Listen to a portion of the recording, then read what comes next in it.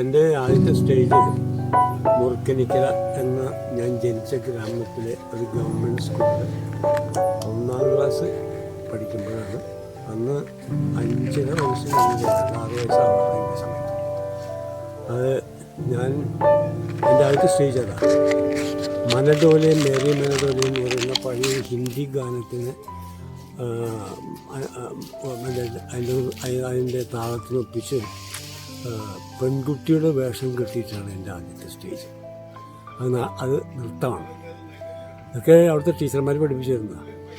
അത് കഴിഞ്ഞ് പിന്നെ ആദ്യത്തെ ആ സ്റ്റേജ് കഴിഞ്ഞ ശേഷം പിന്നെ എല്ലാ കൊല്ലവും കഥാപ്രസംഗങ്ങളായിട്ടും നാടകമായിട്ടും ഒരു 8ാം ക്ലാസ് കഴിയുന്നവരെയും അതങ്ങനെ ഒരുപാട് നാടകങ്ങളാണ്. പക്ഷേ ഈ നാടകങ്ങൾ മുഴുവൻ എന്താണെന്ന് പറഞ്ഞാൽ അവിടുത്തെ ടീച്ചേഴ്സ് എഴുതി തരുന്ന നാടകങ്ങൾ, ചെറിയ കൊച്ചു കൊച്ചു നാടകങ്ങളൊക്കെ ആയിരിക്കും. ഏതെങ്കിലും നാടകത്തിന്റെ പേര് ഓർമ്മയില്ല? നാടകത്തിന്റെ പേര് എനിക്ക് ഓർമ്മയില്ല ഈ പറഞ്ഞത്. കാരണം വെച്ചാൽ അന്ന് ഈ പ്രായത്തിൽ നാടകത്തിന്റെ പേരും കാര്യങ്ങളൊന്നും ഒരു ശ്രദ്ധ വെച്ചിട്ടുള്ള സംഗതിയല്ല. പക്ഷേ അത് കഴിഞ്ഞതിന് ശേഷം പിന്നെ ഉണ്ടായിരുന്നെന്ന് പറഞ്ഞാൽ അവിടുന്ന് 8ാം ക്ലാസ് കഴിഞ്ഞ ശേഷം ഞാൻ സെൻറ് തോമസ് സ്കൂളിൽ പോയി ജോയിൻ ചെയ്തു. സെൻറ് തോമസ് സ്കൂളിൽ ജോയിൻ ചെയ്ത് കഴിഞ്ഞപ്പോൾ പിന്നീട് നാടകത്തിൻ്റെ അകത്ത് പങ്കെടുക്കാൻ അല്ലല്ല മറ്റേ തൃശ്ശൂർ പങ്കെടുത്തു. പക്ഷെ അതിന് ശേഷം പിന്നെന്ന് വെച്ചാൽ ഈ ഒരു ഗ്യാപ്പിൽ ഒരു വലിയ ഗ്യാപ്പ് എനിക്ക് വന്നത്. പക്ഷെ ആ സമയത്ത് മൂർക്കനിക്കര ഗ്രാമീണ വായനശാലയിൽ അഭിനയിക്കുന്ന ചില നാടകങ്ങളിൽ അതിലഭിനയിക്കാനുള്ള ചാൻസ് ഉണ്ടായിരുന്നു. എപ്പോഴും സദാനന്ദൻ്റെയൊക്കെ 2-3 നാടകങ്ങൾ ഞാൻ അഭിനയിച്ചിട്ടുണ്ട്. അതേമാതിരി CL ജോസ് നാടകത്തിൽ അഭിനയിച്ചിട്ടുണ്ട്. അങ്ങനെ ആ ഒരു പീരീഡ് കഴിഞ്ഞ് പിന്നെ എഞ്ചിനീയറിംഗ് കോളേജിന് ശേഷം എഞ്ചിനീയറിംഗ് കോളേജിലാണ് പിന്നെ ഞാൻ അവിടെ ഈ കുറച്ച് സൗകര്യത്തിന് വേണ്ടിയിട്ടെന്ന് പറഞ്ഞു കഴിഞ്ഞാൽ അച്ഛനോട് പറഞ്ഞിട്ട് ഹോസ്റ്റലിൽ ജീവിതമാക്കി. അപ്പോൾ എഞ്ചിനീയറിംഗ് കോളേജ് ഹോസ്റ്റലിന് ശേഷമാണ് കൂടുതൽ നാടകങ്ങളായിട്ട് ഒരു ഘട്ടം കഴിഞ്ഞപ്പോൾ ഒരു യങ് ഏജൊക്കെ വന്നപ്പോൾ സമയത്ത് ഏറ്റവും കൂടുതൽ ബന്ധപ്പെടുന്നത് മറ്റേ എഞ്ചിനീയറിംഗ് കോളേജിന് ശേഷം. അപ്പോൾ അവിടെയും ഈ പറഞ്ഞ മാതിരി ഹോസ്റ്റലിലെ നാടകം ഉണ്ടാവും, എഞ്ചിനീയറിംഗ് കോളേജിലെ നാടകം ഉണ്ടാവും. അവിടെ എത്തിക്കഴിഞ്ഞ ആദ്യത്തെ കൊല്ലം തന്നെ ഉണ്ടായിരുന്ന നാടകത്തിൻ്റെ അകത്ത് എസ്.എൽ. സദാനന്ദൻ്റെ നാടകമാണ് ഞാൻ അഭിനയിക്കാൻ വേണ്ടിയിട്ട് ഒരു ചാൻസ് ഉണ്ടെന്നും പറഞ്ഞ് അവിടെ നോട്ടീസ് എന്നിട്ട് അഭിനയിക്കാൻ വേണ്ടി മത്സരത്തിന് വേണ്ടി പോയതാണ്. അവിടെ ചെന്നപ്പോൾ എന്താ കാണുന്നതെന്ന് പറഞ്ഞു കഴിഞ്ഞാൽ റിഹേഴ്സൽ തുടങ്ങിയിരിക്കുന്നു. കാരണം അന്ന് ഈ റാഗിങ്ങുള്ള കാലമാണ്. അപ്പോൾ എന്നെയൊക്കെ ഒന്ന് റാഗ് ചെയ്ത് വിട്ടു എന്നിട്ട് നീ ഇപ്പോൾ പണി നോക്കിക്കാൻ പറഞ്ഞ് തിരിച്ചു വിട്ട് എനിക്ക് നാടകം അഭിനയിക്കാൻ പറ്റിയില്ല. അത് കഴിഞ്ഞ് കുറേ നാൾ കഴിഞ്ഞ് ഈ മറ്റേ നാടകം അവതരിപ്പിക്കുന്നതിൻ്റെ 2-3 ദിവസം മുമ്പ് വന്നിട്ട് ക്ലാസ്സിൽ നിന്ന് എന്നെ വിളിച്ചിറക്കി കൊണ്ടുപോയിട്ട് പറഞ്ഞു അഭിനയിക്കാൻ റോളുണ്ടെന്ന് പറഞ്ഞു. അങ്ങനെ പോയി. ആ റോൾ എന്താണെന്ന് വെച്ചാൽ എവിടെയോ വെടിക്കെട്ട് നടന്നെന്നും പറഞ്ഞ് ഓടി വന്ന് വെടിക്കെട്ട് നിന്ന് വീഴാൻ പറയണതാണ്. അപ്പോൾ അത് പ്രത്യേകിച്ച് ഇതിൻ്റെ കിതച്ചിട്ട് ഓടി വരുമെന്നാണ് ഇരിക്കുന്നത്. അപ്പോൾ സ്റ്റേജിൻ്റെ പുറകിൽ എഞ്ചിനീയറിംഗ് കോളേജിൽ എത്തിയിട്ടുള്ള ആദ്യത്തെ വർഷമായതുകൊണ്ട് ഭംഗി ആക്കണമെന്നൊരു വാശിയും കൂടുതലുകൊണ്ട് കിതയ്ക്കാൻ വേണ്ടിയിട്ട് നിന്ന് ചാടി കിതച്ച് ഞാൻ അങ്ങനെ സ്റ്റേജിൽ കയറി എന്തെങ്കിലും വെട്ടിക്കെട്ടുണ്ടായി അപകടം പറ്റിയെന്നുകൊണ്ട് തിരിച്ചു പോകുന്നത് എന്നെ ആരും അറിഞ്ഞില്ല, ആരും കണ്ടില്ല ഈ വിഷയം. അത് നിരാശയായി. പക്ഷെ അത് കഴിഞ്ഞ് ഹോസ്റ്റൽ ഡേക്കുള്ള പരിപാടി വന്ന സമയത്ത് ഞങ്ങൾ എന്ത് ചെയ്തതെന്ന് പറഞ്ഞു കഴിഞ്ഞാൽ ഇങ്ങനെ അവിടെയും ഇത് വെച്ച് കഴിഞ്ഞു. അപ്പം എന്നോട് ചോദിച്ച് മത്സരത്തിന് നിന്നപ്പോൾ ചോദിച്ചു ഏത് ക്യാരക്ടറാണ് ചെയ്യണമെന്ന് ചോദിച്ചു. അപ്പോൾ എന്താ വെച്ചാൽ എനിക്ക് മത്സരിക്കുന്ന ആഗ്രഹം ഉണ്ടായിരുന്ന കോളേജിലത്തെ റോൾ എന്നെ തട്ടിക്കളഞ്ഞതിൻ്റെ അകത്ത് അദ്ദേഹം ഹോസ്റ്റലിലാണ്.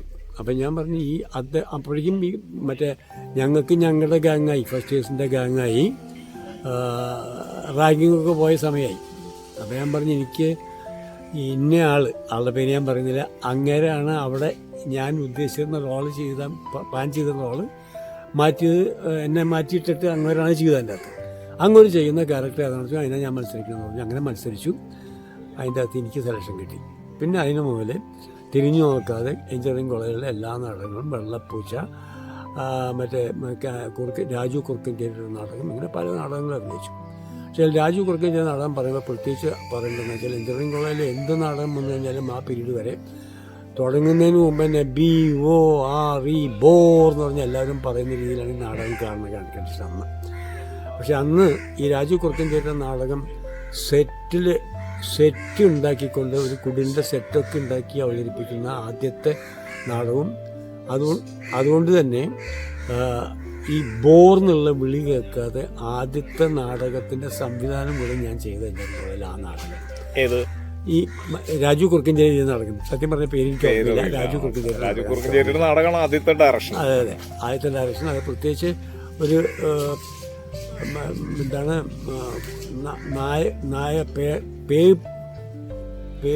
പേ പിടിച്ചിട്ടൊരു കുട്ടിയുടെ ഒരാളുണ്ട്. അയാളുടെ ക്യാരക്ടറാണ് എൻ്റെ ഫ്രണ്ട് സുകുമാരൻ എന്ന് പറഞ്ഞിട്ട് ചെയ്തത്. പക്ഷെ അത് ഞാൻ സംവിധാനം ചെയ്യിച്ചത്. അപ്പോൾ അതിന് ശേഷം പിന്നെ അവിടെ നിന്നുണ്ടായ എല്ലാ നാടകങ്ങളും ഞാൻ തന്നെയാണ് എഞ്ചിനീയറിംഗ് കോളേജിൽ. അത് വെള്ളപ്പൂച്ച എന്ന് പറയുന്ന നാടകം, ആന്റണി മറ്റേ എഴുതിയ നാടകം വെള്ളപ്പൂച്ച. ആ വെള്ളപ്പൂച്ച നാടകം ഞാൻ കൊച്ചിയിലുള്ള പി ചാനല്ല, സി പി ആന്റണി അത് കഴിഞ്ഞാണ്. അപ്പോൾ അത് സംവിധാനം ചെയ്ത് ഞാൻ തന്നെ അവതരിപ്പിക്കുകയുണ്ടായിട്ടുണ്ട്. അതാണ് എൻ്റെ എഞ്ചിനീയറിംഗ് കോളേജിലത്തെ ഒരു പ്രധാനപ്പെട്ട ഓർമ്മ എന്ന് പറയുന്നത്. പിന്നെ എഞ്ചിനീയറിംഗ് കോളേജ് ഹോസ്റ്റലിലൊക്കെ നമ്മൾ പലപ്പോഴും ഹോസ്റ്റലായിട്ട് ബന്ധപ്പെട്ടിട്ടുള്ള നാടകങ്ങൾ എഴുതി കൊണ്ടുവന്ന് അവതരിപ്പിക്കുക ചെയ്യാം. അപ്പോൾ എൻ്റെ ചില കൂട്ടുകാരിലൊക്കെ കൂടി വട്ടം കൂടി ഇരുന്നിട്ട് ഹോസ്റ്റലിലെ രസങ്ങളും ചേർത്തിക്കൊണ്ട് അങ്ങനെയാണ് അതാണ് പതിവ്. അപ്പോൾ അതുകൊണ്ട് ഒരു പ്രിന്റഡ് നാടകം എന്ന നിലയ്ക്കോ അതിൻ്റെ പേരുകളോ പറയാൻ എൻ്റെ കയ്യിലില്ല. അപ്പോൾ ശരിക്കും അത് കഴിഞ്ഞിട്ട് ഈ എഞ്ചിനീയറിംഗ് കോളേജിൻ്റെ ആ കാലഘട്ടത്തിലാണ് നമ്മൾക്ക് ഈ സിനിമയെക്കുറിച്ചൊന്നും എൻ്റെ മനസ്സിലേ ഇല്ല. കാര്യം എന്താണെന്ന് പറഞ്ഞു കഴിഞ്ഞാൽ സിനിമ എൻ്റെ റീച്ചിലല്ല, എല്ലാം മദ്രാശിയിൽ കിടക്കില്ലേ. പക്ഷേ ഈ ഓൾ ഇന്ത്യ റേഡിയോൻ്റെ ഓഫീസ് എഞ്ചിനീയറിംഗ് കോളേജിൻ്റെ അടുത്താണ്. അപ്പോൾ അതുകൊണ്ട് എനിക്കൊരു മോഹം ഉണ്ടായെന്ന് വെച്ചാൽ എൻ്റെ ഒരു ശബ്ദം ഒന്ന് ഈ ഓൾ ഇന്ത്യ റേഡിയോ കൂടെ വന്ന തിരക്കില്ല തോന്നിയത്. അങ്ങനെ ഞാൻ ഒരു ദിവസം അവിടെ ഓഫീസിൽ കയറിച്ചെന്ന് ചോദിച്ചപ്പോൾ പറഞ്ഞു ഇവിടെ റെക്കോർഡിംഗ് ഇല്ല, ബ്രോഡ്കാസ്റ്റിംഗ് മാത്രമേ ഉള്ളൂ, റെക്കോർഡിംഗ് നടക്കുന്നത് കാലിക്കറ്റാവുന്നു. അപ്പോൾ ഒരു തോന്നിയതാണല്ലോ, അപ്പോൾ അതുകൊണ്ട് എങ്ങനെയും സംഘടിപ്പിച്ചെടുക്കണമെന്ന് വേണ്ടി ഞാൻ നേരെ കാലിക്കറ്റ് ഞാൻ അവിടെ ചെന്ന് കാണുന്നത് തിക്കൊടിയേട്ടനെയാണ്. അപ്പോൾ തിക്കൊടിയേട്ടൻ വന്ന് നമുക്കൊരു വോയിസ് ടെസ്റ്റ് എടുക്കാമെന്ന് പറഞ്ഞു. വോയിസിൻ്റെ ഒരു ടെസ്റ്റൊക്കെ എടുത്ത് എന്നെ അവിടുത്തെ ആർട്ടിസ്റ്റായിട്ട് സെലക്ട് ചെയ്യുകയും ചെയ്തു. പിന്നെ ഇടയ്ക്ക് നാടകങ്ങൾ വരും. ഈ നാടകങ്ങൾ വരുന്ന സമയത്ത് മുഴുവൻ പലപ്പോഴും എനിക്ക് എൻ്റെ ക്യാരക്ടർ ആ നാടകങ്ങൾ വരുന്ന സമയത്ത് മുഴുവൻ ഞങ്ങളെ ഇത് ഡയറക്റ്റ് ചെയ്യാനും ഒക്കെ ഇൻസ്ട്രക്ട് ചെയ്യാനൊക്കെ വരുന്നത് തിക്കൊടിയേട്ടനാണ്. അങ്ങനെ തിക്കൊടിയേട്ടനായിട്ടുള്ളൊരു നല്ല ബന്ധം അവിടെ ഉണ്ടായി. തിക്കൊടിയേട്ടനൊരു പക്ഷേ ഈ പയ്യൻ തിരക്കേടില്ല എന്നൊരു പക്ഷേ തോന്നിക്കാണണം. പിന്നീട് ഒരു നാടക മത്സരം വന്നു കാലിക്കറ്റ് വെച്ചിട്ട്. അപ്പോൾ ആ നാടക മത്സരത്തിനകത്ത് ഞങ്ങൾ പോയി തിക്കൊടിയേട്ടനായിരുന്ന ഒരു ജഡ്ജതിൻ്റെ അകത്ത്. അപ്പോൾ എൻ്റെ സ്റ്റേജിലെ ആക്ടിങ് കൂടി പുള്ളി കണ്ടതാണ്. അപ്പോൾ അത് കണ്ടല്ലോ. അപ്പോൾ അതുകൊണ്ട് എന്നെക്കുറിച്ചുള്ളൊരു ഒരു ധാരണ മൂപ്പരുടെ മനസ്സിലുണ്ട്. ആ സമയത്താണ് ഉത്തരായനം എന്ന് പറയുന്ന സിനിമ എടുക്കാൻ വേണ്ടി വരുന്നത്. അത് ജി അരവിന്ദനാണ് ഡയറക്ടർ. ആ സിനിമയുടെ സ്ക്രിപ്റ്റ് ഇദ്ദേഹമാണ്, തിക്കൊടിയേട്ടനാണ്. അപ്പോൾ എല്ലാവരും കൂടി ജീവിതമായിട്ട് ബന്ധപ്പെട്ട സിനിമയാണത്. അതെ അതെ. അപ്പോൾ അത്തരം ആ സിനിമയ്ക്ക് വേണ്ടിയിട്ട് കുറച്ച് പുതിയ ആൾക്കാരെ വേണം എന്ന് പറഞ്ഞിട്ട് നായകനായിട്ട് പോലും അതിൽ അഭിനയിച്ചിട്ടുള്ളത് നമ്മുടെ ഡോക്ടർ മോഹൻദാസ്. അപ്പോൾ ആ സമയത്ത് ഒരു ദിവസം എന്നെ ഫോൺ ചെയ്ത് ഒരു ഫോൺ ചെയ്ത് ചോദിച്ചു നിനക്ക് സിനിമയിൽ അഭിനയിക്കണം എന്നോട്. അപ്പോൾ ഞാൻ വിചാരിച്ചെന്താ വെച്ചാൽ എൻ്റെ സുഹൃത്തുക്കൾ നമ്മളെ കളിയാക്കാൻ വേണ്ടി, കാരണം ഈ നാടക ഭ്രാന്തെടുത്ത് നടക്കുന്ന ആളാണോ ഞാൻ എന്നുകൊണ്ട് അങ്ങനെ എന്നെ കളിയാക്കാൻ വേണ്ടി വിളിക്കാൻ നീ പോയി പണി വെക്കണമെന്ന് പറഞ്ഞു. അപ്പോൾ അദ്ദേഹത്തിനത് മനസ്സിലായതുകൊണ്ട് അല്ലാണ്ട് അദ്ദേഹത്തിനോട് ഞാൻ അങ്ങനെ ചോദിക്കാൻ വഴിയില്ലല്ലോ. അപ്പോൾ അദ്ദേഹം പറഞ്ഞു ഞാൻ തിക്കൊടി തന്നെയാണ്, നിന്റെ കൂട്ടുകാരും എന്ന് പറഞ്ഞു. അപ്പോൾ ഞാൻ ശബ്ദം ശ്രദ്ധിച്ചപ്പോഴാണ്. അപ്പം ഞാൻ പറഞ്ഞു സോറി ഒക്കെ പറഞ്ഞ് ക്ഷമി മാപ്പൊക്കെ പറഞ്ഞിട്ടുണ്ട്. അപ്പോൾ പറഞ്ഞു വേണമെന്നുണ്ടെങ്കിൽ ഒരു പണി. അപ്പോൾ ഞാൻ പറഞ്ഞു വേണം. അദ്ദേഹം പറഞ്ഞു ഒരു പണി ചെയ്യൂ, നാളെ കാലത്ത് കൊയിലാണ്ടിയിൽ പോയാൽ എന്ന് പറഞ്ഞിട്ടൊരു അഡ്രസ്സൊക്കെ പറഞ്ഞു. കൊയിലാണ്ടി അഡ്രസ്സൊക്കെ പറഞ്ഞു. അങ്ങനെ ഞാൻ ആരോടും പറയാതെ കൊയിലാണ്ടിക്ക് പോയി. ഈ ആരുടെയും പറഞ്ഞിരുന്ന കുഴപ്പം എന്താണെന്ന് പറഞ്ഞു കഴിഞ്ഞാൽ പറഞ്ഞു കഴിഞ്ഞ് തിരിച്ചു വരുമ്പോൾ ശരിയായില്ലാന്നുണ്ടെങ്കിൽ നാളെ സിനിമ നടന്നോണ്ട് വിളിക്കാൻ പറഞ്ഞു. അപ്പോൾ അത് വേണ്ടാന്ന് വെച്ചിട്ടാണ് പോയത്. പക്ഷെ അവിടെ ചെന്ന് കഴിഞ്ഞപ്പോൾ മറ്റേ കൊണ്ട് നിന്നത് തിക്കൊടിയേട്ടനെ എനിക്ക് നേരത്തെ പരിചയമുണ്ട്. തിക്കൊടിയേട്ടൻ കൊണ്ട് നിർത്തിയത് ആർട്ടിസ്റ്റ് നമ്പൂരി, മംഗള രവിവർമ്മ, ജി അരവിന്ദൻ. ഈ കേട്ടിട്ട് നമ്മൾ ഒരുപാട് ആരാധിക്കുന്ന ആരാധന്മാരായിട്ടുള്ള മുമ്പിൽ നിർത്തിയപ്പോൾ സത്യം പറഞ്ഞാൽ അന്ന് കയ്യും കരക്കൊന്ന് പറിച്ചു. ഇവരെന്നോട് അഭിനയിച്ച് കാണിക്കാൻ പറഞ്ഞു. ഞാൻ തലവിറ്റി വീഴുന്ന പേടി വരണ്ടായിരിക്കും. പക്ഷെ ഭാഗ്യത്തിനുള്ള അഭിനയിക്കാൻ പറഞ്ഞില്ല. കാരണം വെച്ചാൽ എന്നെക്കുറിച്ചുള്ള ഒപ്പീനിയൻ ഓൾറെഡി നമ്മുടെ തിക്കുടിയേട്ടൻ പറഞ്ഞിട്ടുണ്ടാവുമല്ലോ. അതുകൊണ്ട് അന്ന് അവരുടെ കൂടെ ഇരുന്ന് ഭക്ഷണമൊക്കെ കഴിച്ച് പിറ്റേ ദിവസമാണ് ഷൂട്ടിന് പോകുന്നത്. അതാണ് ഞാൻ ആദ്യം അഭിനയിച്ച സിനിമ ഉത്തരായനം എന്നുള്ള സിനിമ. പക്ഷെ അതിന് മുമ്പ് ഒരു ഷോർട്ട് മൂവി ഞാൻ അഭിനയിച്ചിട്ടുണ്ട്. ഈ CMI ഫാദേഴ്സ് ഒരു അന്ന് മറ്റേ ഒരു ചെറിയ സിനിമ എടുത്തിട്ടുണ്ട്, ഷോർട്ട് മൂവി എടുത്തിട്ടുണ്ട്. അത് ഡയറക്റ്റ് ചെയ്തത് KR മോഹനാണ്. പിന്നെ മധു അമ്പാട്ടാണ് ക്യാമറ. അപ്പം അതും മോശമായിരുന്നില്ല. അത്തരത്തിലുള്ള ആൾക്കാരുടെ കൂടെയാണ് ഞാൻ മൂവിങ് ക്യാമറയുടെ മുമ്പിൽ ആദ്യം നിന്നിട്ടുള്ളത്. അതിൻ്റെ പേര് മറ്റേ ഗുഡ് സമാരിറ്റൻ എന്നാണ്.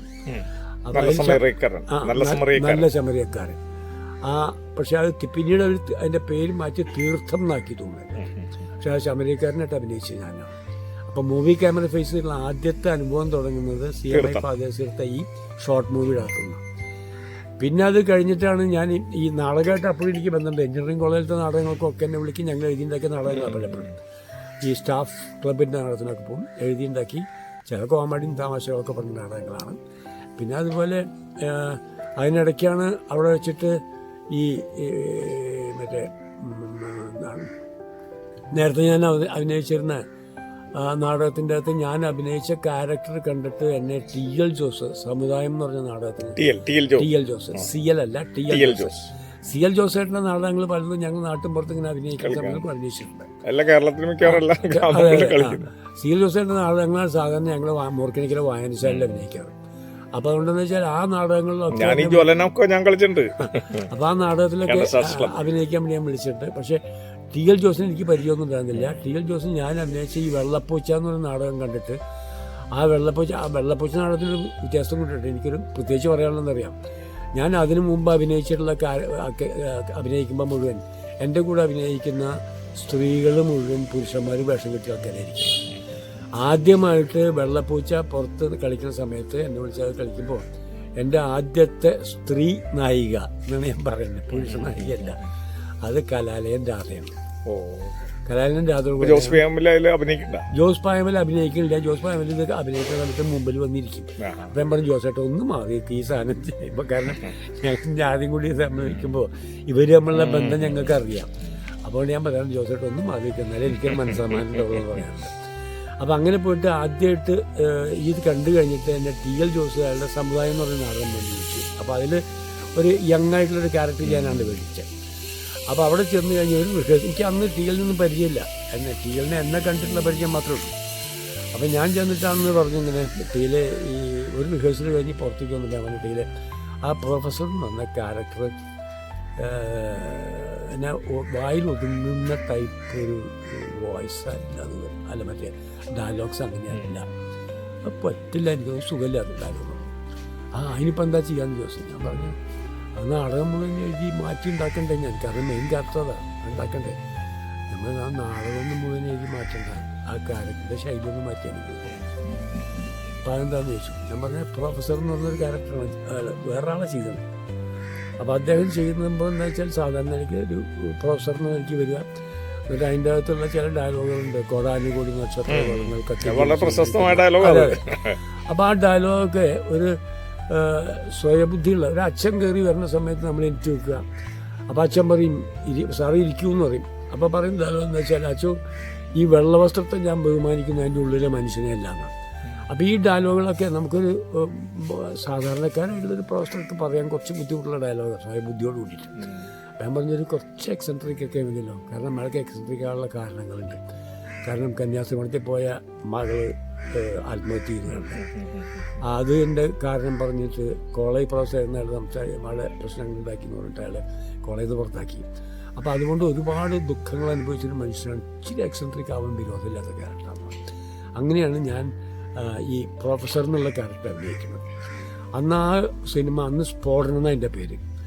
അത് കണ്ടിട്ട് നാടകം കഴിഞ്ഞപ്പോൾ എന്നെ വന്ന് കെട്ടിപ്പിടിച്ച് കരയും കൂടെ ചെയ്ത ആളാണ് പ്രേംജി. അപ്പോൾ സത്യം പറഞ്ഞ് ഞാൻ മനസ്സിലാക്കിയിരിക്കുന്നത് അറിയോ, ആ നാടകത്തിൽ അഭിനയിക്കാൻ തുടങ്ങിയ ശേഷം എനിക്ക് കിട്ടുന്ന ആദ്യത്തെ അവാർഡ് പ്രേംജി കെട്ടിപ്പിടിച്ച് കരഞ്ഞാണ് ഈ നാടകത്തിൻ്റെ അകത്ത്. അത് കഴിഞ്ഞിട്ടാണ് പിന്നെ അത് സമുദായം എന്നുള്ള പേരിൽ ഇറക്കി. അവിടുന്ന് അങ്ങോട്ട് എന്നെ പൊതുവെ ഈ നാടകമായിട്ട് ബന്ധപ്പെട്ട ആൾക്കാർ മുഴുവൻ പ്രൊഫസർ രവി എന്ന് വിളിക്കാൻ തുടങ്ങി. അന്ന് പ്രൊഫസറെ കിട്ടിയത് വീട്. അപ്പോൾ അതിനുശേഷം നമ്മുടെ ജോസഫ് ചേറ്റി ഇവിടെ എഴുതിയിട്ടുള്ള സർഗക്ഷേത്രം സർഗക്ഷേത്രം നാടകങ്ങൾ പല 2-3 ഞാനൊക്കെ അഭിനയിച്ചിട്ടുണ്ട്. ആ നാടകങ്ങൾ മുഴുവൻ ഡയറക്റ്റ് ചെയ്തതും അത് കൊണ്ടുവന്നത് ക്യാരക്ടർ ചെയ്തിട്ടില്ലേ വില്ലൻ? അതിലെല്ലാ സമയത്തും എന്താ വെച്ചാൽ ഈ ജോസഫിന് ആദ്യം എഴുതുമ്പോൾ എന്താ വെച്ചാൽ അവരുടെ മനസ്സിലുള്ള മുഴുവൻ കൊണ്ടുവരണം. അത് ടിയലിനുണ്ടായിരുന്നു. എല്ലാം കൊണ്ടുവരുമ്പോൾ എൻ്റെ കയ്യിൽ കൊണ്ടുതരുമ്പോൾ എന്താ വെച്ചാൽ അതിൻ്റെ അകത്ത് സ്റ്റേജിലേക്ക് വേണ്ടി പാകപ്പെടുത്തി എടുക്കാൻ വേണ്ടി ഒരുപാട് സ്ഥലങ്ങൾ വെട്ടി മാറ്റുമൊക്കെ ചെയ്യാറുണ്ട്. അപ്പോൾ ഒക്കെ ഈ എഴുത്തുകാരൻ നിലയ്ക്ക് അവർ നെഞ്ഞത്ത് കഴിക്കും. ചേട്ടാ ചോദിച്ചാൽ അത് വേണ്ടോ, സാരമില്ല, ഇനി മാറ്റിക്കെടുക്കുക. അങ്ങനെയൊക്കെ കുറച്ച് കഴിഞ്ഞപ്പോൾ എനിക്ക് തോന്നി എനിക്കെന്തൊരു നാടകം എഴുതിയല്ലേ. കാരണം ഇവരെഴുതി കൊണ്ടുവരുന്നത് കൃത്യമായിട്ട് അത് ഭംഗിയാക്കി എഴുതി വെട്ടി റെഡിയാക്കി പകരം ഡയലോഗുകളൊക്കെ ഇട്ട് സ്റ്റേജിൽ കൊണ്ടുവന്ന് എനിക്കെന്തൊരു നാടകം എഴുതാൻ തോന്നിയിട്ട് ഞാൻ ഒരു നാടകം മനഃപൂർവ്വം എഴുതാൻ വേണ്ടി ഇരുന്നിട്ട് ഒരു പേജ് പോലും എനിക്ക് എഴുതാൻ പറ്റില്ല. അതോടുകൂടെ ഈ നാടകം എഴുത്ത് എൻ്റെ മേഖലയിലാണ് എനിക്ക് ബോധ്യമായി. അപ്പം പിന്നെയാണ് അതോടുകൂടി ആസ് യൂഷ്വൽ നാടകമായിട്ട് ബന്ധപ്പെട്ട് ടിയിൽ എഴുതുന്ന നാടകങ്ങൾ, അങ്ങനെ വരുന്ന നാടകങ്ങൾ ഒരുപാട് നാടകങ്ങൾ അഭിനയിച്ചു. അപ്പം അതിനകത്ത് എനിക്കൊരു നാടകത്തിനുള്ള സമ്മാനം സർഗക്ഷേത്രം സംഗീത അക്കാദമി. അങ്ങനെ സംഗീത അക്കാദമിയുടെ അവാർഡ് കിട്ടി. കേരള സംഗീത അക്കാദമിയുടെ കോമ്പറ്റീഷൻ ഉണ്ടായിരുന്നു. കോമ്പറ്റീഷൻ ഉണ്ടായിരുന്ന സമയത്ത് അങ്ങനെയാണ് ഒരു സീനം. നാടകം ശരിക്കും പറഞ്ഞാൽ എനിക്ക് ഓർമ്മയില്ല. കാരണം ഇതൊന്നും ഓർമ്മയ്ക്കേണ്ടി വരുന്നു.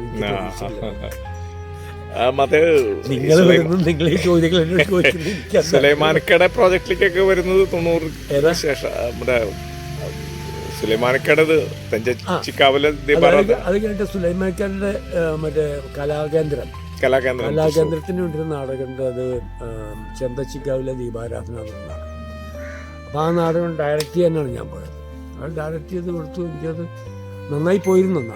അതിനിടയ്ക്കാണ് നമുക്ക് അറിയാമല്ലോ, ഒരു വലിയ ആക്സിഡന്റ് പറ്റിയിട്ട് 8 പേര് മരിച്ചു. അതിൽ രസം ഒരു പ്രത്യേകിച്ച് നോക്കേണ്ട കാര്യം ഞങ്ങൾ ഒരുമിച്ച് അഭിനയിക്കുന്നതാണ്. എന്താണ് സ്ഥലത്തിന്റെ പേരെന്താ? ബ്രഹ്മകുളാറ്റല്ലേ? കാഞ്ഞാണി. അപ്പൊ ഭയങ്കര കോമഡിയനും. അപ്പൊ എന്താ പറയാ, അത് തൃശ്ശൂർ ഓടിക്കൊണ്ടിരിക്കുമ്പോ ഇതൊക്കെ ഉണ്ടായതേ. ശാന്തി ഞങ്ങൾ അഭിനയിച്ചിട്ടുണ്ട്. അപ്പൊ പക്ഷെ ഞാൻ അതിലൊരു കാര്യം ഞാൻ ഇപ്പോഴും നോക്കുന്ന വെച്ചാലേ, കൊണ്ടുവന്ന് ഈ മരിച്ചവരെ മാറ്റിയിട്ടപ്പോ 9 ആൾക്കാരുണ്ടായിരുന്നു എൻ്റെ മരിച്ചു എന്ന് പറഞ്ഞ് മാറ്റിയിട്ടത്.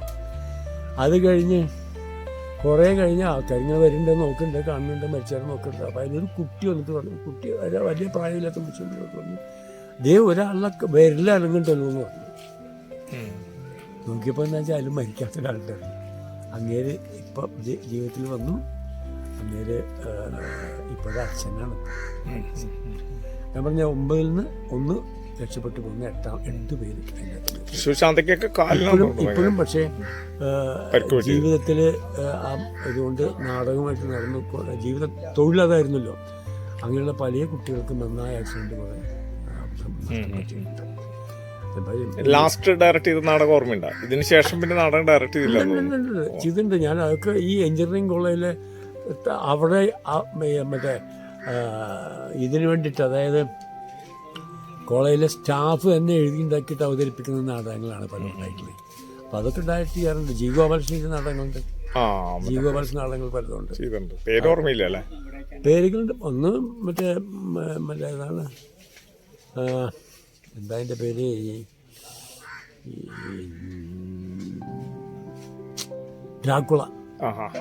ഡ്രാക്കുളയാണ് ഒരു നാടകം. അത് ഞാനാണ് ട്രൂപ്പായിട്ട് ചെയ്തത്. ഞാൻ തന്നെയാണ് ഡ്രാക്കുളായിട്ട് അഭിനയിച്ചു. പിന്നെ ഉണ്ടായത് ശ്രീഭൂവിൽ അസ്ഥിര, ഞാൻ മറന്നുപോയതാ. ശ്രീഭൂവിൽ അസ്ഥിര എന്ന് പറഞ്ഞ നാടകം.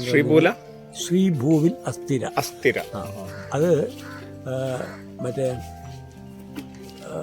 നസീർ സാറിൻ്റെ നാട്ടിൽ ആശാൻ സെന്റിനറി സെലിബ്രേഷൻ്റെ കോമ്പറ്റീഷന് വേണ്ടിയിട്ട് അവതരിപ്പിക്കാൻ വേണ്ടി മത്സരത്തിന് വേണ്ടി കൊണ്ടുപോയ നാടകമാണ് തൃശ്ശൂരിൽ നിന്ന്.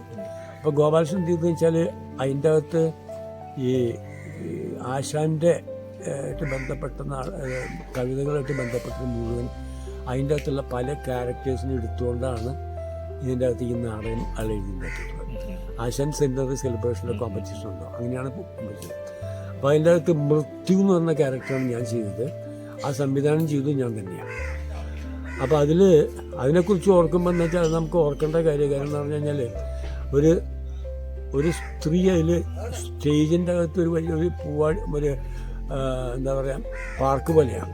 അതിൻ്റെ അകത്തൊരു ചെടിയായിട്ട് നിൽക്കുന്ന ഒരു സ്ത്രീയാണ് ഒരു ക്യാരക്ടറാണ്. ഒരു ചെടിയാണ് നിൽക്കുന്ന ക്യാരക്ടർ, പൂവാണ് മറ്റൊരു ക്യാരക്ടർ. അത് ഹാ പുഷ്പമേ എന്നുള്ള പാട്ട് തുടങ്ങുന്നുണ്ടല്ലോ. അപ്പോൾ ആ നാടകം വീണപ്പൂവ് ആ നാടകം തുടങ്ങുന്നത് തന്നെ വീണപ്പൂവിലത്തെ ഹാ പുഷ്പമേ എന്ന് തുടങ്ങുന്ന നാടകം. അപ്പോൾ അതിലെന്താണെന്ന് വെച്ചാൽ ആ സമയത്ത് ആശാന്റെ രൂപത്തിലൊരാൾ പുറകിൽ നമ്മൾ ഷെയ്ഡിൽ വെച്ചിട്ട് ഒരു വെളുത്ത പൂവ് വെച്ചിട്ട് ആ പൂവിനെ വെച്ചുകൊണ്ടാണ് തുടങ്ങുന്നത്. എന്നിട്ട് ആ പൂവ് വീഴണുണ്ട് അതിൻ്റെ അകത്ത്. ആ വീണത് നമ്മൾ ഷോർട്ട് ചെയ്തിട്ട് ഇങ്ങനെ താഴ്ത്തേക്ക് വിടാൻ പറ്റും. പക്ഷെ ചില സമയത്ത് ചില നാടകങ്ങൾ നമ്മൾ സ്റ്റേജിൽ കയറുന്ന സമയത്ത് നമ്മൾ പ്രതീക്ഷിക്കാത്ത ചില കുരുത്തങ്ങളൊക്കെ അതിൻ്റെ അകത്ത് രക്ഷപ്പെട്ട് കിട്ടും. അതിലൊന്ന് ഞാൻ ഇപ്പോഴും ഓർക്കണമെന്ന് വെച്ചാൽ എല്ലാ ലൈറ്റും ഓഫ് ചെയ്തുകൊണ്ട് ആ മറ്റേ പൂവിനെ മാത്രം കേന്ദ്രീകരിച്ച് ഒരു ലൈറ്റ് കൊടുത്തിട്ട് ഈ പാടുന്നത് ഇതാണ് ആ പുഷ്പമേ എന്ന് പറഞ്ഞാൽ പാടുന്നത്. ആ സമയത്ത് എന്താ വെച്ചാൽ ഒരു വണ്ട് പോലത്തെ ഒരു പ്രാണി എവിടുന്നോ പറന്നു വന്നു. കാരണം കംപ്ലീറ്റ് ഹാള് മറ്റേ ലൈറ്റില്ല, ഇവിടെ മാത്രം ലൈറ്റ് ഉണ്ട്. അപ്പോൾ ഇതിൻ്റെ ചുറ്റും കിടന്ന് ഇങ്ങനെ മനസ്സിലായോ? അപ്പോൾ അതെന്ന് വെച്ചാൽ ആൾക്കാർക്ക് ആദ്യം എൻ്റെ വൈഫൊക്കെ കാണുന്നുണ്ട്. അപ്പോൾ അവർക്ക് അറിയില്ല. വൈഫിനോട് ചോദിച്ചത് എങ്ങനെയാണ് അതുണ്ടാക്കിയെന്ന് ചോദിച്ചു എൻ്റെ അടുത്ത്. ഞാൻ പറഞ്ഞു ഇതന്നെ നമ്മുടെ ഒരു ഭാഗ്യം അതാണ്. അപ്പോൾ ഞാൻ ഇപ്പോഴും അത് ഓർക്കണം എന്താ വെച്ചാൽ 1.5 മണിക്കൂർ നാടകം വേണം. ആ 1.5 മണിക്കൂർ നാടകത്തിൻ്റെ അകത്ത് ഞാൻ മറ്റേ ഇതാണ് മറ്റേ മൃത്യു എന്ന് പറഞ്ഞ ക്യാരക്ടറാണ്. അപ്പോൾ ആ ക്യാരക്ടർ വന്നിട്ട് ഈ പുഷ്പം എന്ന് പറയുന്ന എടുക്കുന്ന ആ പെൺകുട്ടിയെ ഇങ്ങനെ തൊടുന്നോട് കൂടി എൻ്റെ കയ്യിലോട്ട് അത് തളർന്ന് വീഴുക. അതിനെടുത്ത് ഇങ്ങനെ ഞാൻ പുറത്തോട്ട് പോകുന്നിടത്താണ് നാടകം അവസാനിക്കുന്നത്. അപ്പോൾ ഈ കൊച്ചിനെ ഞാൻ തൊടാൻ പോയപ്പോൾ ടീയിൽ അടുത്തെന്ന് പറഞ്ഞു തുടരല്ലേ എന്ന് പറഞ്ഞു. 5 മിനിറ്റ് ബാക്കിയുണ്ടെന്ന്. 1.5 മണിക്കൂർ കഴിഞ്ഞിട്ടില്ല. നമ്മൾ അവിടെ നോക്കുമ്പോൾ ചെയ്തേക്കാളൊക്കെ ഫാസ്റ്റായിട്ട് ഒരു നല്ല രസമായിട്ട് ഇങ്ങനെ പോകുമ്പോൾ 5 മിനിറ്റ് കുറവായിരുന്നു. പിന്നെ എന്താ ചെയ്യേണ്ടതെന്ന് വെച്ചാൽ ഞാൻ ഈ ഷോളൊക്കെ ഇങ്ങനെ കയ്യിൽ വെച്ചുകൊണ്ട് എന്ന് പറഞ്ഞ് അട്ടഹസിച്ച് ഈ കുട്ടിയുടെ ചുറ്റും കിടന്ന് അട്ടക്ക കുട്ടിങ്ങനെ പരിപാലിച്ച് നോക്കുക. അങ്ങനെ അപ്പം ഇംപ്രവൈസ് ചെയ്തു. അപ്പം തന്നെ സൈഡിലിരിക്കുന്ന മ്യൂസിക്കൊക്കെ നമ്മൾ മറ്റേ ഇപ്പോഴത്തെ മാതിരി റെക്കോർഡിലല്ലല്ലോ. അവരിത് വായന തുടങ്ങി കൂക്കി വിളിയും ബഹളും ഒക്കെ കൂടി ആയിട്ട് എല്ലാം കഴിഞ്ഞ് ഇങ്ങനെ കൈകൊണ്ട് തൊട്ടോ എന്ന് പറഞ്ഞു തൊട്ടു. നാടകം അവസാനിച്ചു. അവസാനം റിസൾട്ട് ചിറയൻകീഴ് രാമകൃഷ്ണൻ നായരുണ്ടോ, അദ്ദേഹമാണ് അതിൻ്റെ ഈ ജൂറിയിൽ. അപ്പോൾ അത് വായിക്കുമ്പോൾ പറഞ്ഞെന്താ വെച്ചാൽ ഞാനും കരമന ജനാർദ്ദനും ഈക്വലായിട്ട് മാർക്കിൽ നിൽക്കുക. പക്ഷേ അവസാനത്തെ 5 മിനിറ്റ് TG രവി സ്റ്റേജ് കൈയടക്കി എന്നൊരു നടൻ്റെ ഏറ്റവും പ്രത്യേകിച്ച് പറയേണ്ടതാണ്. അതുകൊണ്ട് 1ാം സമ്മാനം രവിക്ക് കൊടുക്കാൻ അത് ആ ഇംപ്രവൈസ് ചെയ്ത സാധനമാണ് എനിക്ക് 1ാം സമ്മാനം കിട്ടിയത്. അത് ഞാനും പിന്നീടുള്ള സമ്മാനങ്ങൾ മുഴുവൻ ഞാനും കരമനയും കൂടി പങ്കിട്ടെടുക്കായിരുന്നു. കരമനയാണ് അദ്ദേഹമാണ് ഒരു മറ്റേ സെക്കൻഡ് ബെസ്റ്റ് ആക്ടർ, ഞാൻ ഫസ്റ്റ് ആക്ടർ. ഈ പ്ലേയിൽ ഉണ്ടായിരുന്ന ആള് അത് വേറെ പ്ലേ. അവസാനം മത്സരം കഴിഞ്ഞപ്പോഴേ സെക്കൻഡ് ബെസ്റ്റ് ആക്ടർ പുള്ളിയാണ്. പിന്നെ എനിക്ക് തോന്നുന്നത് നല്ല മറ്റേ സംവിധായകൻ പുള്ളിയായിരുന്നു. എനിക്ക് 2. അങ്ങനെ ഞങ്ങൾ നമ്മൾ പങ്കിട്ട് ആ നാടകവും അദ്ദേഹത്തിന് അഭിനയിച്ച നാടകവും നമ്മൾ പങ്കിട്ടുന്ന സ്റ്റേജ് വെച്ച് അതിപ്പോഴും ഞാനിപ്പോൾ അതുകൊണ്ടെന്ന് വെച്ചാൽ ആ ഒരു സ്റ്റേജ് നമ്മൾ ഒരിക്കലും മറക്കില്ല. കാരണം എല്ലാവരും ഈ ഏറ്റവും ചുരുങ്ങിയത് പറഞ്ഞെങ്കിൽ ഈ നമുക്ക് ഈ നാടകത്തെക്കുറിച്ചൊരു ഭ്രാന്തുണ്ടല്ലേ. ഞാൻ മാത്രമല്ല, എൻ്റെ കൂടെ GK പള്ളത്തൊക്കെ ഉണ്ട്. അപ്പോൾ സിഐപോളിൻ്റെ കൂടെ ഞാൻ അതെ. അത് കഴിഞ്ഞിട്ട് ഞങ്ങൾ ഈ അവിടുന്ന് ഈ വരുന്ന വഴിയിൽ ഒരു സ്ഥലത്ത് വന്നപ്പോൾ തോമസ് കോളന്നൂർ വരുന്ന വഴിയിൽ മറ്റേ GK പള്ളത്തിൽ വിളിച്ചു പറഞ്ഞു ഒന്ന് നിർത്തും വണ്ടി നിർത്തും. എന്താണെന്ന് നോക്കിയപ്പോൾ എന്താ അറിയോ, കള്ളിമുള്ള് നിൽക്കുന്നുണ്ട് അവിടെ ഒരു സ്ഥലത്ത്. ഞാൻ ചോദിച്ചാൽ എന്തിനാ കള്ളിമുള്ള്? അത് ദുരാന്ന് പറഞ്ഞൊരു ക്യാരക്ടറുണ്ട്. അത് എന്നൊരു വിച്ചൻ്റെ മാതിരിയൊരു ക്യാരക്ടർ. ആ ക്യാരക്ടർ അവിടെ സ്റ്റേജിലിരിക്കുമ്പോൾ അതിൻ്റെ സൈഡിൽ നമുക്ക് കൊണ്ടുവയ്ക്കാൻ സാധിക്കും. ഞാൻ പറഞ്ഞിട്ടില്ലേ, എല്ലാവരുടെയും മനസ്സിൽ ഇത് തന്നെയാണ് ഉള്ളതെന്ന് അർത്ഥം നാടകമല്ലേ. അപ്പൊ ആ നാടകത്തിന്റെ പീരീഡിൽ നാടകമായിട്ട് നാടകത്തിനെ കുറിച്ച് പറഞ്ഞാൽ ഇനി ഒരുപാട്. ഏറ്റവും ലാസ്റ്റ് കളിച്ചത് എങ്ങനെ ഓർമ്മയുണ്ട്? ലാസ്റ്റ് കളിച്ച നാടകങ്ങൾ എന്ന് പറഞ്ഞു കഴിഞ്ഞാൽ ഞാൻ ഈ എഞ്ചിനീയറിംഗ് കോളേജിൽ ഏറ്റവും അതിനുശേഷം കലാകേന്ദ്രത്തിന്റെ ഡയറക്ഷൻ കഴിഞ്ഞതിന് ശേഷം പിന്നെ ഞാൻ ചെയ്തിട്ടില്ല. അതായത് ആ നാടകത്തിന് ശേഷം പിന്നെ ചെയ്തിട്ടില്ല. 92 തോന്നുന്നത് അല്ലേ? 92. അന്ന് ഞാൻ ഇത് അപകടം പറ്റുന്ന സമയത്ത് ഞാൻ എൻ്റെ സർജറി കഴിഞ്ഞിട്ടിരിക്കുക. എനിക്കൊരു അൾസർ സർജറി ഉണ്ടായിരുന്നു ചേട്ടൻ്റെ വീട്ടിലാണ്. പിന്നെ അവിടെ ഇരുന്നുകൊണ്ടുള്ള പണികളാണ് പലരും ചെയ്യുന്നത്. പിന്നെ അവരെ നമുക്ക് ഫിലിമിന്റെ ആദ്യം ഈ പറഞ്ഞ നല്ല തീർത്ഥം ഷോർട്ട് ഫിലിം, പിന്നെ ഉത്തരായണം, പിന്നെ സംവിധായകരെ നിര പറയുകയാണെങ്കിൽ ഐ വി ശശി മുതൽ ഒരുപാട് ഉത്തരായനം കഴിഞ്ഞ് നോക്കുമ്പോൾ ഞാൻ ഉത്തരായണത്തിന് 2 സിനിമ പ്രൊഡ്യൂസ് ചെയ്തു. ഉത്തരായനം കഴിയുമ്പോൾ എൻ്റെ വിചാരം എന്താ വെച്ചാൽ നസീർ സാറിനെയൊക്കെ കാണുമ്പോൾ പിള്ളേർ നസീർ പോകണമെന്ന് പറഞ്ഞ് പിന്നാലെ കൂടുമ്പോൾ എൻ്റെ പിന്നാലെ ആൾ കൂടുന്നു ഞാൻ വിചാരിച്ചു. എന്നെ ആരും തിരിച്ചറിഞ്ഞില്ല. ഒന്നാമത് ഈ അവാർഡ് സിനിമ എന്നുള്ള പേരിൽ കാണാനുള്ള ആൾക്കാർ ചുരുക്കണ്ടാവുള്ളൂ. പിന്നെ ഒരു ചെറിയ കാരണമാണ് ഞാൻ ചെയ്തത്. ഞാൻ തിയേറ്ററിന് മുമ്പിൽ നിന്നിട്ട് പോലും എന്നെ ആരും തിരിച്ചറിഞ്ഞില്ല. അപ്പൊ പിന്നെ പിന്നെന്താ വെച്ചാൽ അപ്പൊ അങ്ങനെ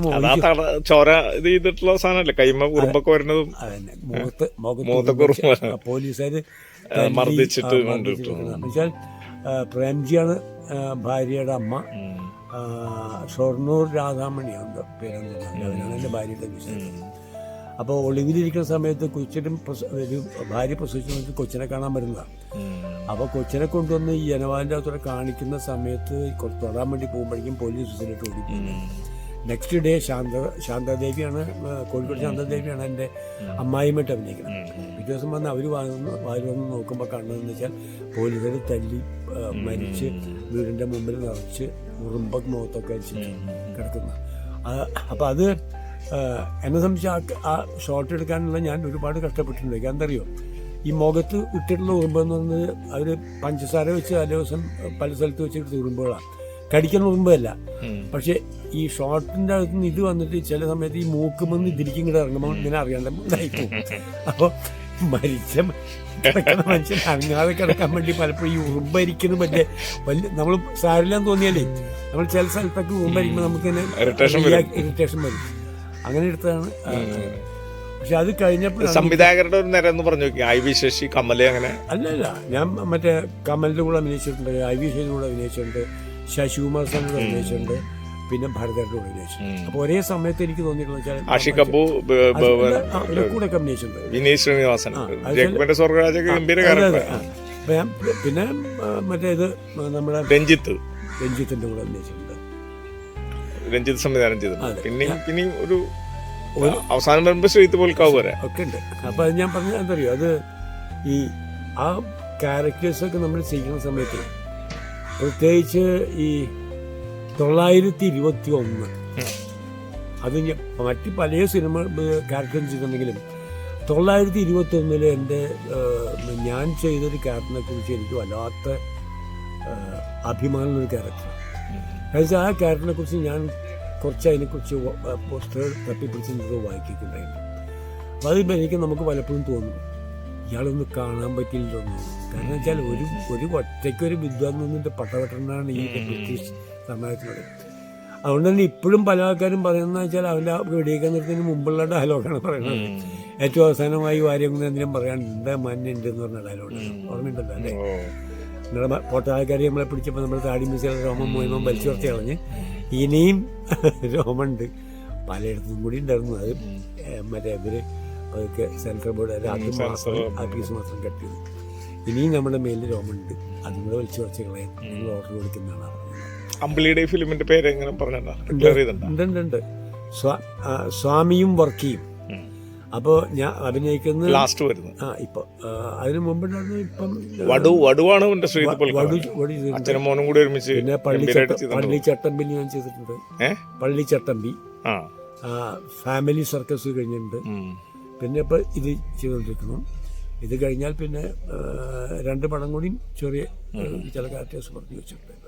അപ്പൊ ഇതെല്ലാം ഇത് നമുക്ക് അത്യാവശ്യം കാര്യങ്ങളായിട്ടുണ്ട്.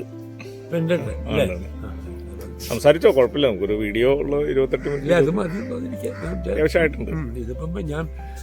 ഒരു 50ഓളം നാടകങ്ങൾ ഉണ്ട്. അപ്പോ നാടകങ്ങൾ മാത്രം എടുക്കുകയാണെങ്കിൽ ഡയറക്ട് ചെയ്തും സംവിധാനം ചെയ്തും ഒക്കെ കൂടി എല്ലാം കൂടി 50ഓളം നാടകങ്ങളുണ്ട്. സിനിമ വരുമ്പോ ഒരു 250 ഇടാം. 300 അടുത്ത് സിനിമ. ജീരാവന്റെ രചന അതാണ് സത്യമേവ ചെയ്തത്. അപ്പൊ അതെന്താ വെച്ചാല് സ്റ്റേജ് അതിൽ ഡയറക്ട് ചെയ്തു ആക്ട് ചെയ്തു. ആ സ്റ്റേജ് ഒരു മനസ്സും സിംബോളിക് പ്ലേകളുടെ ഒരു രീതിയാണ്. അതിന്റെ ഓരോ ക്യാരക്ടേഴ്സും ഓരോ വികാരങ്ങളുമാണ് എൻ്റെ അകത്ത്. ഞാൻ ചെയ്തത് സത്യം എന്ന് പറഞ്ഞ ക്യാരക്ടറാണ്. അപ്പൊ ഈ സത്യം എന്ന ക്യാരക്ടറിന് സത്യം എന്ന് പറയുന്നത് അബ്സല്യൂട്ട് ട്രൂത്ത് എന്ന് പറയുന്നത് നമ്മുടെ ഈ സൊസൈറ്റിയിൽ നമുക്ക് പെരുമാറാൻ പറ്റിയ സാധനമല്ല എന്നുള്ളതാണ് ഇതിനകത്ത്. കാരണം വെച്ചാൽ ഇയാൾ പറയുന്നത് അമ്മ സത്യം പറയുന്നവൻ ഭ്രാന്തനായി മാറുന്നൊരവസ്ഥ ഉണ്ട് അതിനകത്ത്. അതായത് അമ്മ പറയുന്നുണ്ട്, നിന്നെ 10 മാസം ചുമന്ന് പ്രസവിച്ചാലടാ ഞാൻ പറയുന്നത്, ഞാൻ ഉണ്ടാകണമെന്ന് കരുതിയിട്ടല്ലല്ലോ ഞാൻ ഉണ്ടായത്. പിന്നെ ഞാൻ എന്ത് മറ്റേ ചുമതല എനിക്ക് നിങ്ങളുടെ അടുത്ത് നിന്ന് ചോദിക്കുന്ന ചോദ്യമുണ്ട്. സത്യം അതാണല്ലോ. പക്ഷേ ശരിയായിട്ടുള്ള സത്യം, സൊസൈറ്റിക്ക് വേണ്ട സത്യം അതല്ല. അപ്പം അതുകൊണ്ട് ഏറ്റവും അവസാനം ഈ ക്യാരക്ടറിനെ കൊണ്ടുപോയി സ്വർണ്ണ കൂട്ടിലങ്ങ് അടയ്ക്കുക. എന്നിട്ട് പൂട്ടിയിട്ട് കഴിഞ്ഞിട്ട് എല്ലാവരും കൂടി നിന്ന് സത്യമേവ ജയതേ സത്യമേവ ജയതേ എന്ന് പറഞ്ഞ് ആണ് നടന്നിട്ട് എനിക്ക്. അതിനാൽ അബ്സല്യൂട്ട് ട്രൂത്ത് എന്ന് പറഞ്ഞ സാധനം നമുക്ക് പ്രായോഗികമല്ലാതെ വരുന്നതുകൊണ്ട് അവിടെ നമ്മുടെ സൊസൈറ്റിയുടെ സുഗമമായ പോക്കിന് വേണ്ടിയിട്ട് ചില സത്യങ്ങൾ ഉണ്ടാക്കിയിട്ടുണ്ട്. മറ്റേ വീഡിയോയിൽ പറഞ്ഞൊരു കാര്യം ഉണ്ടായിരുന്നു, ഈ CPM-ന്റെ ടക്ക് ബോയ് ആയിട്ട് അത് ഒളിവിൽ കിടക്കുന്നവരെ മാമുകുട്ടിയുള്ളപ്പോൾ അതെന്താ വെച്ചാൽ ഞാൻ ഒരു സമയത്ത് ഈ AM പരമൻ എൻ്റെ ഒരു ബന്ധുവാണ്. എൻ്റെ അമ്മാവൻ പരമേൻ്റെ ഒരു അകന്ന ബന്ധുവാണ്. അമ്മാവനെ വിളിക്കുക. അപ്പോൾ ഒരു കാലത്ത് മൂർക്കനിക്കാന്ന് പറഞ്ഞ പ്രദേശത്ത് കമ്മ്യൂണിസ്റ്റുകാരെന്ന് നേരിട്ട് പറയുന്ന ആൾക്കാർ ഒരു 9 പേരിലും കൂടുതലില്ല. ബാക്കിയുള്ള പല ആൾക്കാരും അപ്പോൾ അവിടുത്തെ ഈ അവിടെ ഈ പാർട്ടിയുടെ കാര്യമായിട്ട് ബന്ധപ്പെട്ട് ഇടയ്ക്കിടയ്ക്ക് ഈ ചില മീറ്റിങ്ങുകളൊക്കെ വയ്ക്കുമ്പോൾ അവിടെ പ്രസംഗിക്കാൻ വരുന്ന ഈ പരമേട്ടനാണ്, AM പരമേട്ടനാണ്. അപ്പോൾ പരമേട്ടൻ വന്നു കഴിഞ്ഞാൽ എൻ്റെ വീട്ടിൽ വന്ന് ചായ കുടിച്ച് പോകാൻ നേരത്തെ നീ വരുന്നുണ്ടാന്ന് ചോദിക്കാറുണ്ട്. അപ്പോൾ ഞാൻ ഈ ട്രാവൽസ് ഇട്ട് നടക്കണ പറയാം. അപ്പോൾ ഞാൻ പരമേട്ടൻ്റെ പിന്നാലെ പോകും. കാരണം എന്താ വെച്ചാൽ ഈ അവരെ സംബന്ധിച്ചിടത്തോളം ഇവർക്ക് അന്ന് മയക്ക് വയ്ക്കാനുള്ള കാശൊന്നും കയ്യിലില്ല. അപ്പം മെഗഫോണിലൂടെ സംസാരം മുഴുവൻ. ഈ പരമേട്ടൻ സംസാരിക്കുന്ന സമയത്ത് അതിൻ്റെ ചുറ്റും കുറേ പിള്ളേരുണ്ടാവും, എന്നെപ്പോലെ കുറച്ച് കുട്ടികളുണ്ടാവും. 8-9 ബാക്കിയുള്ള ഈ കമ്മ്യൂണിസ്റ്റുകാരെന്ന് അറിയപ്പെടുന്ന ആൾക്കാർ 8-9 പേരൊക്കെ ഉണ്ടാവും. ബാക്കിയുള്ള ഒരുപാട് പേര് ഈ വേലിക്ക് അടുത്തുള്ള വീടിൻ്റെ വേലിയുടെ സൈഡിൽ നിന്ന് ഇതൊക്കെ കേട്ടുകൊണ്ടിരിക്കുന്നുണ്ടാവും. കാരണം ഇവിടെ വന്നു കഴിഞ്ഞാൽ പിറ്റേ ദിവസം മറ്റേ പണി ഉണ്ടാവില്ല, കമ്മ്യൂണിസ്റ്റ് പേര് പണിയില്ല. അപ്പോൾ ആ കാലഘട്ടത്തിൽ ഞാൻ പരമേട്ടൻ്റെ പിന്നാലെ പോയാണ് ഈ കമ്മ്യൂണിസ്റ്റ് ആശയങ്ങൾ എൻ്റെ മനസ്സിൽ കയറുന്നത്. അങ്ങനെയാണ്. അത് കഴിഞ്ഞ് അത് കോളേജിൽ പഠിക്കുമ്പോഴൊക്കെ എൻ്റെ ഈ അങ്ങനെ. പക്ഷേ ഇന്നത്തെ മാതിരി അടിപിടിക്കൊന്നും ആവശ്യം വരാറില്ല. ആ കാലത്ത് നമ്മൾ എഞ്ചിനീയറിംഗ് കോളേജിലൊക്കെ ഞാൻ ജനറൽ സെക്രട്ടറി ആയിരുന്നു, ഫോർത്ത് സെക്രട്ടറി ആയിരുന്നു, ഫൈൻ ആർട്സ് സെക്രട്ടറി ആയിരുന്നു. അങ്ങനെ നമ്മളില്ലാത്തൊരു കണ്ടീഷൻസ് ഉണ്ടായില്ല. എല്ലാ കൊല്ലം എന്തെങ്കിലും ഉണ്ടാവും. അപ്പോൾ അത് മുഴുവൻ നമ്മുടെ മനസ്സിലും നമ്മളെ സപ്പോർട്ട് ചെയ്യുന്ന ആൾക്കാരുടെ മനസ്സിലും ഈ ഇടതുപക്ഷ ചിന്താഗതിയുള്ള ആൾക്കാരായിരിക്കും വെക്കുവാനും. പക്ഷേ ഒരു ചെറിയ സ്ലിപ്പ് മാത്രം കൊടുത്തിട്ട് പോവുക ചെയ്യുക, പോസ്റ്റർ ഒട്ടിക്കുകയോ. അത് കഴിഞ്ഞിട്ടാണ് പിന്നെ പാർട്ടിയായിട്ടൊരു ബന്ധം നമുക്കുണ്ട് എന്നുള്ള ഒരു രീതിയിൽ വന്നാണ്. കമ്മ്യൂണിസ്റ്റ് പാർട്ടി ഒന്നല്ലേ ഉള്ളൂ, അറിയില്ല. അപ്പോൾ അങ്ങനെ ആ ബന്ധം ഉണ്ടാകുന്ന സമയത്താണ് അടിയന്തരാവസ്ഥ വരുന്നത്. അടിയന്തരാവസ്ഥ വന്നപ്പോൾ എന്താ വെച്ചാൽ കമ്മ്യൂണിസ്റ്റുകാരാണെന്ന് അറിയപ്പെടുന്ന ആൾക്കാരെ പോലീസുകാരിങ്ങനെ നോട്ടിടുന്ന ഒരു കാലഘട്ടം. അപ്പോൾ അന്ന് മറ്റേ നേതാക്കന്മാരെ പല സ്ഥലത്തും ഒളിവിലിരിക്കുന്ന നേതാക്കന്മാരുണ്ട്. അപ്പം അന്ന് എനിക്കൊരു ചെറിയ കമ്പനിയുണ്ട്, എനിക്ക് സ്വന്തമായിട്ട് കാറുണ്ട്. മാത്രമല്ല ഞാൻ അങ്ങനെ ഒരു ഓപ്പൺ പൊളിറ്റിക്സിലില്ല. എന്നാൽ മനസ്സിൻ്റെ അകത്ത് ഞാൻ കമ്മ്യൂണിസ്റ്റ് പാർട്ടിയുടെ കൂടെയാണെന്ന് അറിയാവുന്ന ആളാണ് അവിടുത്തെ സെക്രട്ടറി ആയിരുന്ന മാമുകുട്ടിയേട്ടൻ. അപ്പോൾ മാമുകുട്ടിയുടെ തന്നെ വിളിച്ചിട്ട് പറഞ്ഞു, ഇന്ന ആൾക്കാരൊക്കെ ഇവിടെ നിങ്ങൾ ഇന്ന സ്ഥലത്ത് മാറ്റി പാലക്കാട് കൊണ്ടുവരണം, ഒറ്റപ്പാലത്ത്. ഇങ്ങനെയുള്ള ചില ചുമതലകൾ എനിക്ക് തന്നിരുന്നതിനകത്ത്. അന്നാണ് ശരിക്കും പറഞ്ഞു കഴിഞ്ഞാൽ ഞാനതൊരു വാശിയായിരുന്നു എന്നെ സംബന്ധിച്ചിടത്തോളം. ആ വാശിക്ക് ഞാനിതൊക്കെ ഈ ഒളിവിലിരിക്കുന്ന ആൾക്കാരിങ്ങനെ കൂടും മാറ്റാനൊക്കെ ഞാൻ ചെയ്യാൻ എനിക്ക് പറ്റിയിട്ടുണ്ട്. പക്ഷെ ഇന്ന് ആലോചിക്കുമ്പോൾ അന്ന് ഈ കണ്ടുപിടിച്ച് കഴിഞ്ഞ ഉരുട്ടാണ്. രാജൻ ഒക്കെ കേസുകളൊക്കെ ഉള്ള സമയമല്ലേ സാധനങ്ങളൊക്കെ. അപ്പോൾ ഇന്നതിനെക്കുറിച്ച് ആലോചിക്കുമ്പോൾ ഇന്നിപ്പോൾ അത് പറ്റുമെന്ന് ചോദിച്ചു കഴിഞ്ഞാൽ പറ്റുമെന്ന് എനിക്ക് പറയാൻ പറ്റില്ല. കാരണം എന്താ വെച്ചാൽ ഇന്ന് ഇത്തിരി ഭയമുണ്ട്. അന്ന് ഒരു ഭയം ഉണ്ടായിരുന്നില്ല. രണ്ടും കൽപ്പിച്ചിട്ടുള്ള പോക്കാണ്. പ്രായത്തിന്റെ വ്യത്യാസമുണ്ട്. പ്രായത്തിന്റെ വ്യത്യാസം ഉദ്ദേശിച്ചുള്ളൂ. പ്രായത്തിന്റെ വ്യത്യാസമുണ്ട് തീർച്ചയായിട്ടും. ആ പ്രായത്തിന്റെ വ്യത്യാസം കൊണ്ടാണ് നിങ്ങൾ ചോദിക്കുന്ന ചോദ്യങ്ങൾക്ക് എനിക്ക് പല നാടകങ്ങളിലും പേര് പറയാൻ പറ്റാത്തത്. ചെറുപ്പമായിട്ട് ഓർമ്മക്കുറവുണ്ടെന്നുള്ളതാണ് ഞാൻ ഈ പറഞ്ഞത്. പലരും മറന്നുപോയി. പിന്നെ നമുക്ക് ഇന്നതൊക്കെ ആവശ്യം, ഞാൻ നേരത്തെ പറഞ്ഞു, ആവശ്യം വരുന്ന കണക്കാക്കിക്കൊണ്ട് മനസ്സിൽ സൂക്ഷിച്ചിട്ടില്ല പലതും. മതിയായിക്കോട്ടെ.